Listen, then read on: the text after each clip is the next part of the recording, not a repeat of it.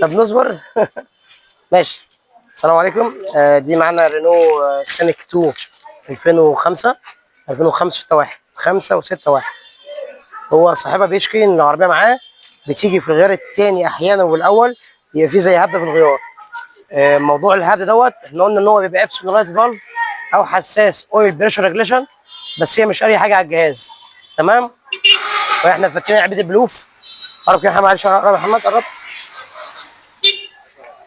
فكينا العلبه دي طبعا، غسلناها طبعا كويس جدا ببنزين ونضفناها كويس جدا وهنقفل. تمام.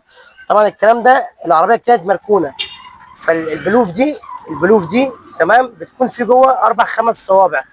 الصوابع دي من الركنه بتجليط او من الرايش بتقفش. تمام.